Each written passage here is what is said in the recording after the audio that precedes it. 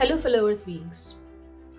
In this video, I want to share how overconsumption of plastic and pollution in ocean are linked to climate change. Ever since plastic came into existence, its versatility has made it a part of nearly every aspect of our lives. If you take a look around your home, you will find it everywhere, from the clothes we wear to the appliances we use, our furniture, personal care products, the vehicles we drive, toys for our kids, and even the packaging to keep our food fresh. It's become hard to imagine life without it. The growth of plastic production over the last 70 years is simply unbelievable. It grew from just under 2 million tons in the early days to over 450 million tons today. There is no denying that plastic is highly versatile. Because of its qualities, it makes it perfect for certain applications. But the real issue lies in its rampant overconsumption, driven by the convenience that our modern lifestyle demands. And to make things worse, the infrastructure for plastic recycling simply hasn't kept up with this rapid growth in the plastic consumption. And because of that, the issue of plastic waste has become a global crisis now. This chart gives us a sense of the magnitude of the waste that's generated by individuals in different countries across the world. In developed countries alone, an average person dumps daily about zero point 0.2 to 0.34 kilogram of plastic as waste. And that is equivalent to dumping about 30 plastic bottles every single day. So, what happens to all these plastic waste that we generate? Sadly, only 9% of it gets recycled, and around 20% is burnt for energy recovery. The rest, around 50%, ends up in landfills, and the remaining is mismanaged, finding its way into rivers and oceans, causing a lasting damage to our planet. Regardless of how we dispose of this plastic waste, it just adds more carbon and other greenhouse gases to the atmosphere. Well, you might be wondering how plastic in a landfill could possibly cause release of greenhouse gases, right? The reality is that it does. And as was recently verified by some scientists, plastic, as it breaks down in the presence of sunlight and moisture, releases methane and few other powerful greenhouse gases. What is methane? It's a greenhouse gas that's about 25 to 30 times more powerful than carbon dioxide. To give you an idea of the total landfill emissions, methane in the US landfills each year is equivalent to what is released from nearly 24 million cars on road. And plastic being about 25% of the total landfills is responsible for a quarter of those emissions, just from the landfills. Overall, throughout its life cycle, from its manufacturing through its disposal, plastic is responsible for about 1.8 billion tons of greenhouse gases globally every single year.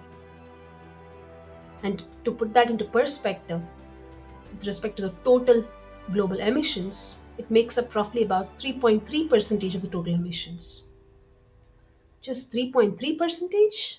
It's not significant, right? The truth is, the waste itself has an even greater impact than the direct emissions from the plastic manufacturing and its disposal. As we already know, plastic waste that has been ending up in oceans and rivers has been causing a devastating impact on marine life. But it doesn't stop there.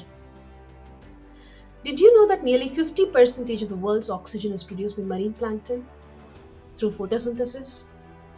And photosynthesis is a natural way of capturing carbon dioxide from atmosphere. And right now, marine plankton is responsible for capturing about 30% of the global carbon from the atmosphere. And that is under serious threat now due to plastics. How?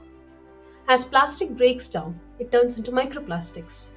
And these microplastics are highly toxic to some plankton species. And for others, it reduces their ability to capture carbon dioxide. As per scientists, since 1950s, the numbers of marine plankton have already dropped by nearly 50%, and it has an annual reduction rate of about 1%. And if this trend continues, the impact could be catastrophic, leading to an even more imbalance, as some models predict. Although all of those looks very scary and gloomy, the good news is that there is a solution. The ocean has a remarkable ability to rapidly regenerate when it comes to marine plankton. The key is to rid the oceans of plastic. And there have been several organizations working on the challenge. But the root of the problem isn't just poor plastic management. It is the overconsumption of plastic in the first place, which sets off these cascading effects. We need to address that root cause to make a real difference.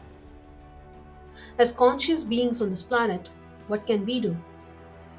One of the easiest places to start is by cutting down plastic packaging, which makes up nearly about 40% of the total plastic waste. Simple steps like choosing alternatives whenever possible, for example, like using reusable dishes at parties instead of disposables, opting for par detergents in cardboard containers instead of liquid detergents in plastic bottles, or buying large water containers instead of single use plastic bottles for drinking water at home, carrying our own bottles plus water bottles when going out, reducing takeouts by dining in, or bringing our own containers for takeouts, bringing our own bags for shopping, and returning the plastic hangers that comes with the new clothes, and choosing loose fruits and vegetables instead of pre-packaged ones, or all the small changes that adds up.